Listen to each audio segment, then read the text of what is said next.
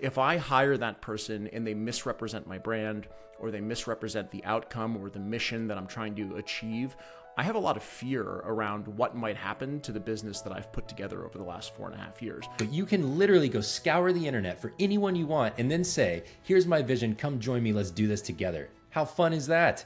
Welcome to Creator Debates, where we have stupid arguments to help creators make smart decisions. My name is Justin Moore. I'm the founder of Creator Wizard. I'm your host and referee.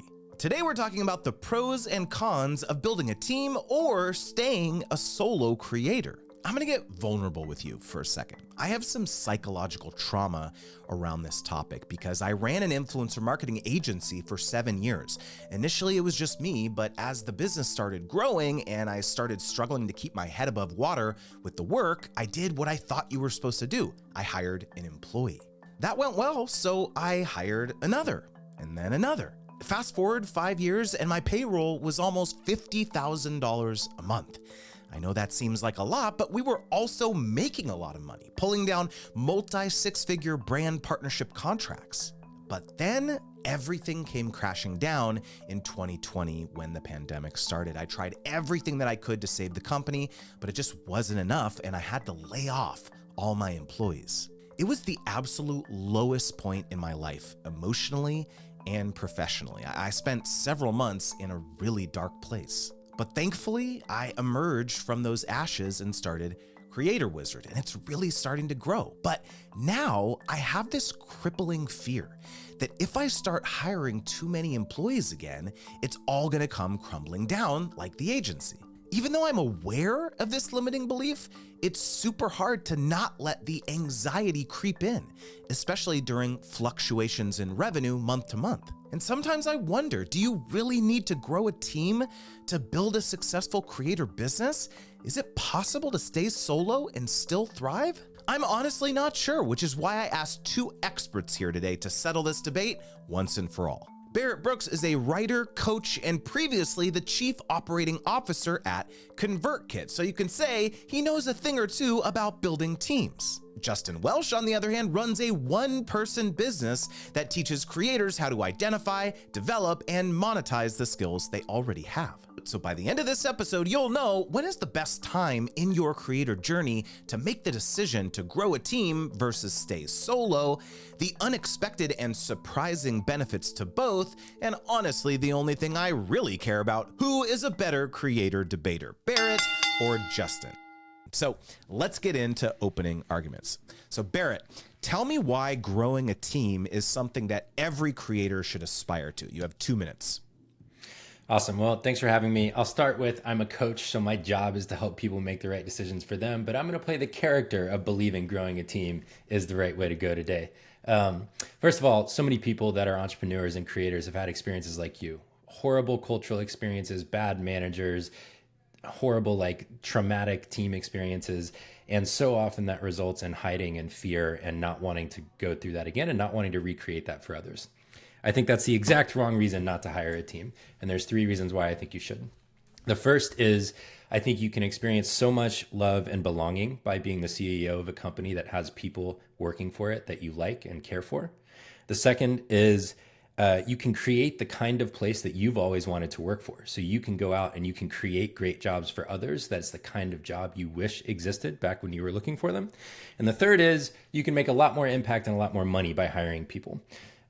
Impact for me is the name of the game, why we're in business. It's why we do what we do. I think that the most enlightened leaders think about how they're changing the people that they serve, their customers, through what they do every day.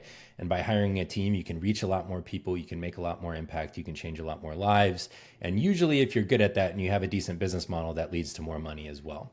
So I think that's 1 minute and 20 seconds, but I'm efficient. So those are my 3 reasons. Got it. Well, Justin, it's your turn. Why is growing a team maybe a not so great idea for creators? 2 minutes. Yeah, much like Barrett, I don't know that it's not a good idea, right? I think I hate speaking in definitives, and I don't think solopreneurship is the right model for everyone. But I'll tell you my story, which isn't too dissimilar from your story, Justin, which is I did a decade in high growth startups. I started at the bottom, kind of knocking on doors in the sales world for a company called ZocDoc, which had 10 people back in the day. It would grow to become a unicorn. I did several people leader roles, from managing small sales team to eventually managing 8 states.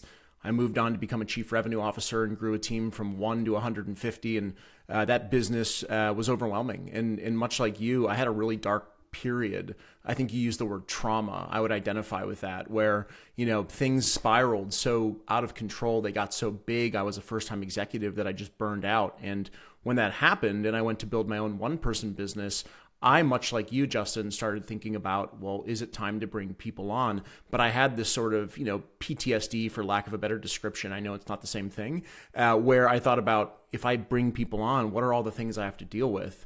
I have to deal with cultural problems. I have to deal with maybe not hiring the right fit, firing, turning people over, going out and handling tough issues in the workplace. And I thought to myself, well, there's still upside to bringing on employees, but what if I took all the benefits of employees, impacting customers, being able to do more work, being able to scale, and what if I did that through automation and delegation through outsourcing? And so I saw that as an effective alternative to being able to work with smart people, to being able to scale more efficiently, and impacting more customers, all without having the challenges of having full-time employees on my team. And so far, 4.5 years into my journey, I've been able to impact 25,000 customers.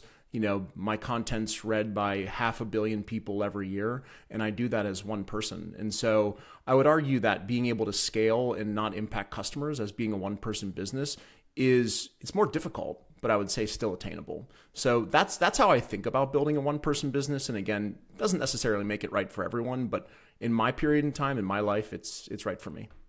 Fascinating. So let's get into round one, which is all about going from 0 to 1. Okay. I feel like, kind of the largest mental chasm is this initial decision, right? Will I do everything myself, or should I hire someone to help me? Right. And so then let's say that you do make that jump. The decision to hire a second person is maybe a little less anxiety inducing, right? So Justin, what do you think are some of the fears surrounding making that first hire, and why have you chosen not to do that at your level of scale? 2 minutes. Yeah, I think it becomes, especially at my scale, which is one person, right? That next hire becomes so critical. It represents 50% of your team when you're just a one-person business, when you make a new hire. And when I look at my sort of business, at least the way that my creator business runs, that person has to be a jack of all trades. It can't just be someone who does something really minutely specific. They have to have a deep understanding of internet marketing, of social media, of e-commerce, and they have to be able to function across a wide variety of roles.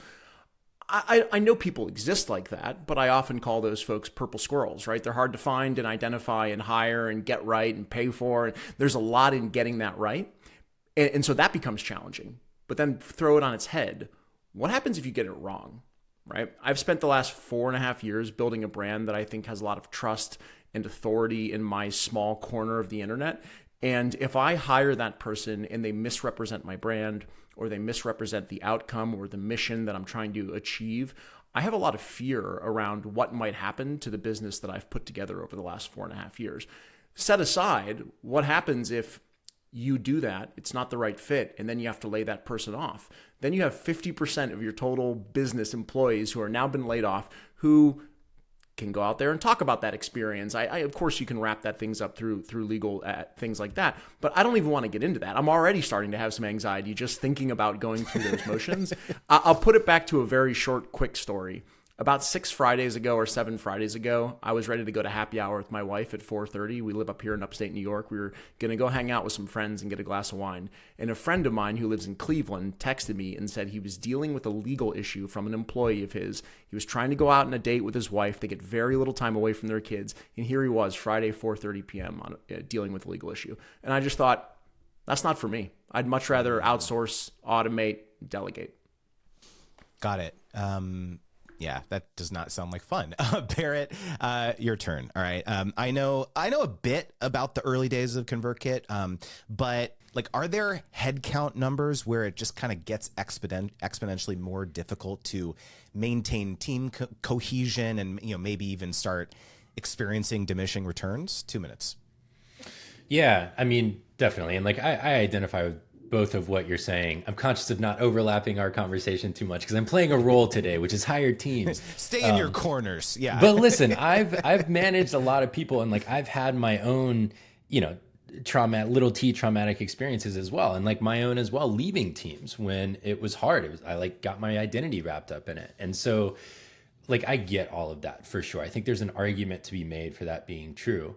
In terms of breakpoints in number of people. So at ConvertKit, I was COO. I had responsibility for everything but the product team. And I had 65 of our 75 people reporting into me through 5 executives. So we kind of had this like tiered structure. I basically ran the business. Nathan ran setting the strategy and vision. Nathan was the CEO of ConvertKit. Has been on the show before. Go listen to it. And then he ran product design and strategy. And then I reported to him. So I joined I was about employee 17 and we were about 75 when I left. So there's a whole like massive scale beyond that I haven't been to. Justin's been to it. You've probably been to it. But here are the breakpoints that I think exist. One, that we just talked about. So getting that first employee, it changes everything. Now your responsibilities change. You have to think about more than just you. 15-ish, when everyone stops fitting on a single Zoom screen. You can't have one-on-ones with everyone. It's too many people for you to manage individually. It's somewhere in that like 12 to 15 range where things change. 50, now you've got enough people that you need multiple execs to be able to manage those people effectively. There's teams, there's people doing work. You don't even know what they're up to. You start to know everyone less. You probably start participating in fewer of the interviews for people to be hired. And then it's, I think, about 150, 500, and then up in the thousands. What changes at 150 is you go from being a team that's like one community where everyone can feasibly kind of know everyone's team to now it's like you don't know everyone definitively. You have no idea what they're working on. There's multiple layers of people between you and the front line. And then at about 500, it's like you're managing a small village. And that changes everything. Now it's more like you need a governance structure. You need to think about a lot more legal risk and other problems like that. Huge headache. And then in the thousands, you're basically a corporation. And so you're managing what is, even if you're not public, effectively a public entity that has many, many stakeholders beyond just you and the team. So there's a lot of breakpoints in there. And I think every one of those is a different decision of whether you want to grow beyond that. Good stuff. So congratulations, gentlemen. That is the end of round 1. Moving on to round 2, let's talk about unexpected benefits. Barrett, other than the obvious benefits of growing a team, like let's say just having more bodies to throw at problems, what do you believe are the advantages that most people don't think about? Just having more bodies is probably one of the worst reasons to hire. And I think a lot of times that is why people hire. It's like, I just have stuff that needs to get done. Let me go hire someone. And the thing that I think most people don't think about is when you hire someone, you're now creating a community. Like people are opting in to being part of a community together. For a long time, I used the word family, and I think that can be pretty toxic. And so I'm pretty conscious about using community rather than family, because like you don't kick someone out of the family, but you might ask someone to leave a community. And that's a difference in running an organization than running a family. But first of all, you get to outsource what you don't like and what you're not good at. Now, Justin will come back and say, but you can automate that or you can hire contractors. And I agree. Also, I think it's easier to maintain standards internally and to really set a standard of excellence when you hire people in full time. Secondly, you get to work with world-class people. You get to go recruit the people you hire. Like, man, I want to teach the recruiting system I use, but you can literally go scour the internet for anyone you want and then say, here's my vision. Come join me. Let's do this together. How fun is that? Third, you get to create and experience a culture that's bigger than you. Now it's not just like, what do you want? You get to be part of something together. You get to have people running alongside you and do it as part of a team. And then lastly, you get to grow a skill set around recruiting people, around hiring people, around managing them, leading them, helping them reach their potential. And I have never found anything as fulfilling as helping people reach their potential. I took that part of my job, which was the managing and leading, and made it my whole thing by becoming a coach because I love it so much. And I think most people don't realize the amount of meaning and purpose that comes from helping people grow in their jobs. All right, Justin, staying solo, what have been the most surprising positive benefits for you? I think it's the ability to be both flexible and adaptable. So I'll give you like an example. I don't want the downside of hiring full-time employees to my business. I've made that pretty clear already. But I do get the upside of working with world-class people. So I'm releasing a new product in January. I've recently introduced email marketing through ConvertKit into my ecosystem. And when I was doing those two things, my thought process was, I'm not an expert at that, but I also didn't want to break my solopreneur business and start bringing folks onto the team. So I partnered with Brennan Dunn, who's world class at ConvertKit. I think Barrett, you probably know Brennan through Nathan. Know and love Brennan. And yeah, he's excellent, right? But I can work with Brendan on a daily basis to improve my email automation, improve my personalization, get all the emails from my courses sounding right, looking right, being personalized, all without having to have any legal risk, all without having to hire and fire people, all without having to manage Brendan on a regular basis, because he is world class. He's self-managing, which is why I love working with folks in terms of outsourcing. I also think one of the most surprising things is all of the little minute things that you do on a regular basis as a solopreneur are starting to get accelerated through the rise of AI. I've been able to brainstorm, I've been able to organize, I've been able to do a lot of things much faster and much more efficiently through the use of generative AI. And of course, Barrett might say, well, that also makes employees more efficient. And I happen to agree with that. But for someone who wants to stay really small, it's a really big improvement to a lot of my systems and a lot of the ways that I'm really efficient. The last thing is, one thing I love about solopreneurship is you can truly unplug. So if you manage people and you have somebody on your team and you go on vacation for 3 days, if there is a disaster on that team, if there is a cultural problem, if there is something that breaks, your vacation does not matter. You have to fix that problem. I've been in enough organizations, I've been in enough leadership roles to know that's true. I'm sure Barrett would likely agree with me on that. Whereas where I go on vacation with my wife, I schedule some social media posts, right? I put them into Taplio or Hype Fury or whatever I'm using at the time. I press publish or schedule, and I wipe my hands with it, and away I go out with my wife. And that true disconnection is so great because you can outsource your customer service. If you got someone who can't find an invoice or doesn't know how to access, hire a virtual assistant or outsource a virtual assistant, and great. It's generally taken care of. I found so far, my wife and I are avid travelers. We've been able to go on 3 to 5 big vacations every year and truly unplug without having to manage any issues downstream at all. And to me, that has been surprising and helpful. That's huge. Barrett, I'm sure you want to chime in on that, but first, a word from one of our sponsors. This episode is brought to you by ConvertKit and their Creator Network. If you're struggling to find time to grow your email list, I've got some super exciting news to share that'll level up your newsletter. ConvertKit just launched the Creator Network, so creators like us can partner with each other to grow our newsletter subscribers. Imagine recommending awesome creators to your new subscribers and in return, having them recommend you to their engaged audience. It's a game-changing win-win scenario. What makes the Creator Network so special? Well, it simplifies list growth for busy creators. In less than 10 minutes, you'll be able to join, find similar creator newsletters, and begin swapping recommendations. You'll be amazed by how your email subscribers grow on autopilot. I joined not too long ago, and I've gained almost 1,000 additional subscribers without doing anything. Pretty dope, right? So you can join the Creator Network today by clicking the link below or visiting creatornetwork.com. That's creatornetwork.com. All right, so we're back, and I have just something to throw to both of you. This idea about the difference between a normal kind of corporate business and a creator business. Because oftentimes, when you're, let's say, there's been these graphics where it's you see the creator up at the top, right? And you're a normal corporate business. You got the CEO up here, and then you've got all these people under him. But then with the creator business, it's almost like an inverted pyramid where if the creator at the very bottom decides to stop doing or wanting to do the thing anymore, everything crumbles. And so I'm wondering if Barrett, I'll go to you first, if you have any thoughts on the unique challenges and opportunities of creator businesses versus others. Yeah. I mean, I've always loved the idea of the inverted pyramid. My leadership philosophy is servant leadership. I believe that leaders are there to enable and empower and help grow the people that work for them. There are a lot of leaders who don't behave that way. I think that's where a lot of traumatic experiences come from at work, is people who basically have not processed their own pain, and they inflict that pain upon others as a result of that through leadership. That's for another day, perhaps. But the unique challenges of creator businesses. Look, I've always said to, and we'll get into more of like what I think the downside of hiring is here in a bit, I think. But I've always said that I think if you are honest and you trust people to be adults and handle hard information, that it solves a lot of problems. I think a lot of times leaders feel like they have to clutch on to this truth or information that only they have. And it's like, look, if you're running a business and you don't want to do it anymore, you know how you solve that? You talk to your team. You tell them what's going on.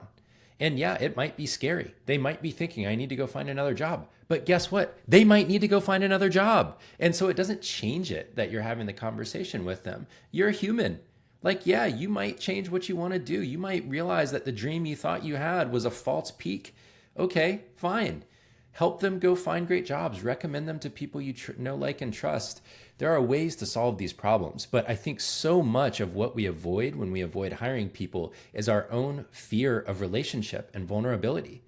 I think ultimately leadership is about practicing vulnerability intentionally.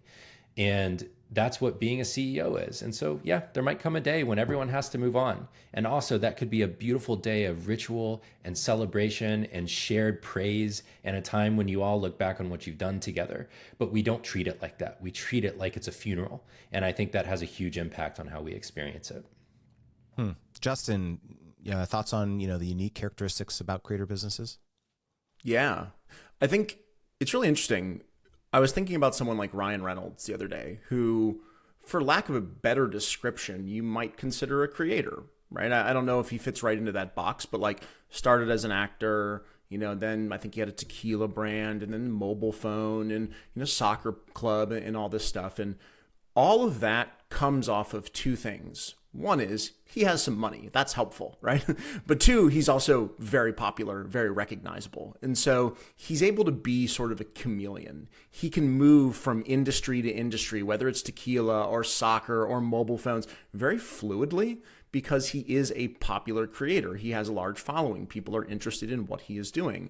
Now, my brand is significantly smaller than that, but in my tiny little corner of the internet, I'm able to be flexible and adaptable and see and kind of move like a chameleon. And that's what I like about creator businesses. So for example, Justin, if I wanted to start a second newsletter tomorrow, I could do that, right? And I could share it on Twitter or LinkedIn or send my current newsletter and say, hey, I've got this second thing coming out. Probably grow it to 100,000 subscribers very quickly. And with that comes sponsorships or the ability to flip it and sell it. These creator-led businesses are fantastic because as you grow, you compound in your ability to do interesting things. As you grow, more unique opportunities come to you faster. And when you're able to see those opportunities and actually action them, the impact is faster and bigger almost every single time, unless, of course, you make a poor choice. I've seen that with guys like Jack Butcher, who went from writing about building internet businesses to suddenly being, one of the biggest Web3 artists, right? I probably described that wrong because it's not my niche, but like I just see these folks moving from path to path, and it's fun, it's interesting, it's exciting, and it also allows your audience to see all these different sides of your creativity and the things that you're interested in. And to me, that's what makes creator businesses really exciting. Well done. That is the end of round 2. Let's get into round 3, which is the Uno reverse, where you have to argue each other's positions. So Justin, again, I know you've talked about in your past life, you've helped build, 2 companies past $1 billion valuation, raise over $300 million in venture capital. So you know a thing or two about building teams as well. So pretend you are in an alternate timeline and you decide to grow a big team for your current business. Tell me how and why you're going to do it. Yeah, I don't have to pretend. I mean, there's lots of things I miss about building a team, right? Like, much like Barrett has talked about, working with smart people is awesome, right? Like I think back to building Patient Pop, the second company that I was a part of, and I think about Max Kim Brown and Jess Strickland and Sanjit and Liz Lee and all these people that, either were super young and had very little experience or didn't have much managerial experience and became these thriving all-stars over the course of the 5 years that I was there. By the way, no thanks to me, thanks to their own hard work and curiosity and intelligence. And so I love watching those people grow, just like Barrett says. And of course, when you hire people that you trust and you put them in positions where they can make effective decisions, and you think that most of the time they will make those effective decisions, number one, you get to take some work off your plate that generally is the stuff that you shouldn't be working on. That's really helpful. And number two, you get to flex your leadership muscle, which is at some point, those people are going to make a decision that you might not have made, or that is subjectively wrong, right? It may not be wrong in the long term, but that's a great teaching opportunity. So you're actually becoming a better leader by delegating, right? Through delegation, you become a better leader because you can help people see obstacles and make better decisions. I miss all those things, right? And I think one of the really cool things about solopreneurship, and this isn't to talk about solopreneurship, but I can flex to hiring people someday. Someday I might throw my hands up and say, I'm not interested in this anymore, and I'm going to build a team. And I'm not in a prison or a cage, just because I talk about it today. So those are things I really love about building a team. And I'll just kind of put this last thing out there. I've built such a cool network through the different businesses that I've done. I've been fortunate enough to have a career in healthcare technology and then transition into something that is totally and wildly different. And I've built this really fun network. So when I think about what I might do 10 years or 20 years down the road, the idea of partnering with someone who I think has a completely different competency than me, who can help me impact 1 million people worldwide through some shared mission, of course, that excites me. I'll never deny that upside of building a team.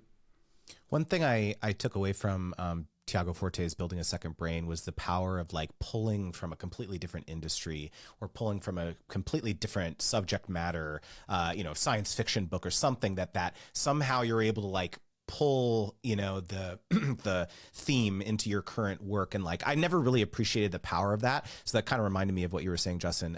Barrett, I want you now to reach back into your past and think about all the crappy stuff that comes with building a team. Like you mentioned, drama between employees, company culture challenges. You're just sick of this whole thing now. And I mean, you're a coach now, and I assume you don't have any employees, I think. So give me your best argument for why you're staying solo in this next chapter of your life. Yeah. There's a ton of reasons to do it. Justin's made a great argument already. And I have an assistant. She's not full-time, but she's fantastic. As my business grows, I would like to bring her on full-time. So I do view that as different from growing a team, though, for the sake of argument. It's like outsourcing all the things I don't want to do to one person I can trust and grow with over time, who is a career executive assistant and phenomenal at what she does. The biggest reason is I am a creative person. I say I am a writer and executive coach for a reason. I want to work on writing projects. I want to write books. I want to write essays. I want to share. I want to create congruency between my inner and outer worlds is really what writing is about for me. It's processing what I've been through in a way that serves others. And I find that deeply fulfilling. And it's a lot easier to do that when I don't have 10 one-on-ones on my calendar for the week. It's I do my 8 coaching calls for the week, 8 hours of coaching work, and then all the rest of the time is mine to do whatever I want. Not having a team means if you think you feel fear or have emotional challenges as a leader, you've got however many people. That's the number of times that you have to worry about other people's fear, other people's competing priorities, other people's emotions showing up to work. That's the stuff when you're leading teams. It's really hard. It's emotionally taxing to have a team. The number of hours in meetings is brutal. For a great leader, you just end up meeting all the time because you are serving others. I had 30 to 40 hours of my week booked out immediately every week when I was a COO. And then I had to work. That's not fun all the time. I did not love that. And I definitely burnt out along the way, not just because of that, because of a bunch of other stuff we won't get into today. And then, for me, before I was not the CEO, but I was in partnership with the CEO, and the competing value systems of two human beings or many human beings is hard. Nathan and I had different priorities. We would have run the company differently if it was only one of us. And that back and forth is just stressful. It's like managing a marriage sometimes, not that marriage is to be managed, but it's a partnership. You have to think about what matters to this person and how do I relate to that? And that shows up at work too. When you get someone in that number 2 seat, you have to think about them and their needs in a way that you don't when it's just you. I don't have to think about that today. I can do whatever I want. I'm taking next week off. I was away last week. I crammed this week with stuff so I can get it all done. I don't have to think about anyone else when I'm doing that. And that's a beautiful thing. And then the last thing is just like the freedom. I can go ski on a weekday. I can cancel all my meetings and do whatever I want. I can take my kid to breakfast and like, I don't have to worry about letting someone down. I'm actually only investing in myself and in others when I'm taking time away from the business. And that's a beautiful thing. And I love that. One thing it reminds me of is when I had the agency, my wife and I still had our personal social media channels, which is like kind of where we started all this. And I remember feeling a profound sense of guilt whenever I would like take a vacation or like get an opportunity to, do a partnership that was for my wife and I's kind of personal business. And there was this weird thing where it was like, I felt like I was letting my employees down, or that they were mad at me for like, making money in other ways beyond, the agency business, which was, to be fair, like that was their livelihood. Right. And it was this it started, I don't know, grating on me in terms of like, I didn't feel whole because I felt like I was like average at both things. It was, yeah, I definitely identify with what you're saying of like the freedom to be able to just like take your kid to school, pick them up every day, drop them off, this type of thing. Super interesting, guys. Well, Barrett, Justin, it's time to make your final appeal. On the other end of your camera, on the other end of your microphone is a creator who is relying on you to make this tough decision. So convince them that growing a team or staying solo is the best move for them. Barrett, you have 1 minute. The number one wish I have for you is to build the business that you've always wanted. I really hope that you don't let fear or past bad experiences prevent you from hiring a team just because you're scared it's going to happen again. I think that's a bad way to go about life because it holds you back. You don't find out what you're capable of. I think that on the other end of hiring people, you can build a community of very talented people that matter deeply to you, that could be friends and colleagues for the rest of your life. You can create jobs that give people meaning, that connect them to the work they do every day, that make them better family members, that make them better husbands, wives, parents, and that provide a livelihood for a lot of good people. And more than anything, I think it will increase the impact you can have on the world. And I'm in this business of coaching because I want to increase the impact, to solve hard problems, and to use business to do it.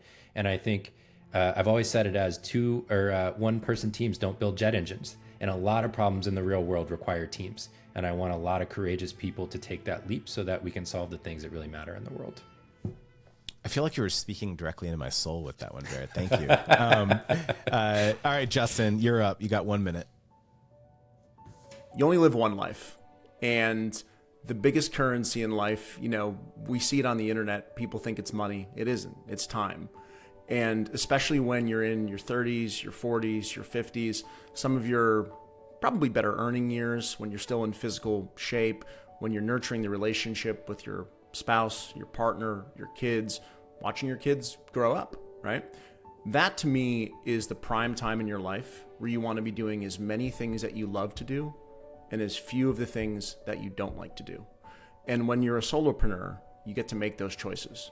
You don't have to scale. I don't have quarterly growth targets. I don't have one-on-ones. I don't have to walk away from a date with my wife when I'm in Sayulita, Mexico, because outreach broke down at my last company during the middle of my time at noon, right? All of those things are little t traumatic to my past life. I want to build a business, and I hope that you listening want to build a business where you can spend as much time as possible with your partner, watching your kids grow up, being an active and involved parent in your kids' sporting events, in their schooling, and getting all of the things that Barrett talked about, helping people grow into thriving leaders. You can get that through church, through social activities. There are so many different places where you can make an impact in the world, but when it comes to the 40 hours that you spend every week building a business, do it in a way that allows you to spend as much time doing what you like and as little time doing what you don't. That's my take. Well, thank you so much, Justin and Barrett. And now you, dear creator, watching and or listening, who won this creator debate? You can vote by clicking the link in the episode description or letting us know on social media by tagging @CreatorDebates. You can tag Justin and tag Barrett. So Justin, hit us with the call to action. Where can people learn more and follow you on social media? They can learn more about me at Justin Welsh. That's WELSH.me, justinwelsh.me. On Twitter at the Justin Welsh, and at LinkedIn at Justin Welsh. Well, why I love following you, Justin, you are unbelievably disciplined with your content and your output while I think maintaining super high quality. And it's been so inspiring to watch your growth like over the last few years. The way that you meticulously track and iterate. I know a little bit inside baseball because I also work with Brennan at Slice and Dice. And just like, just like how you iterate based on what's working and what's not is something that I think a lot of creators aspire to, but really find really hard to implement, I think. So the fact that you're so open about everything you do is, I think, going to continue to have such a massive impact on creators for years to come. So thanks for all you do. Appreciate it. Thank you. Yeah. Yeah. And Barrett, hit us with your CTA. Yeah, I'll just add a +1 to both Justin's here. Obviously, if you're listening, you already know Justin Moore, but Justin Welsh, one of my favorite follows on Twitter for sure. You can find me on any social media platform, Barrett A. Brooks, BARRETTA Brooks. My website, barrettbrooks.com/debate. We'll have a download for you of a workshop that I did that Justin was at this year, actually, on all of the emotional barriers to scaling your business, whether you grow a team or not, and coaching exercises and questions that'll help you break through those. And then lastly, if you do over $1 million in your creator business and you're looking for a great executive coach, barrettbrooks.coaching has all my details there. Why I love following you, Barrett. Not many people know this, but the conference that you just mentioned, Craft and Commerce, you made me cry in a good way. I think you really have a special talent to connect with people on a deeper level and get right to the heart of, I think, the visceral challenges that we're all going through. And so I'm not sure how you do it, but I'm so thankful to know you, and I think you're doing exactly what you're supposed to be doing right now. And I can't wait to see your fingerprints on the next generation of creators, man. Thank you. It means a lot. Yeah, and now it is time for Creator Debates After Dark, where Justin and Barrett are going to stick around for a little bit longer and share their stories and spicy hot takes on the creator economy. These After Dark episodes are available exclusively to students of my Brand Deal Wizard program and community. So if you'd like to support what we do here and level up your sponsorship strategy, check out the link below. And finally, if you enjoyed this podcast, there's one simple thing that you can do that is totally free and truly helps us out. Will you tell a friend about Creator Debates, whether it's sending them a text message with a link to this episode or posting about it somewhere on the internet? The only way that we can reach more creators is with your help spreading the word. So thank you. All right, that's a wrap. Until next time.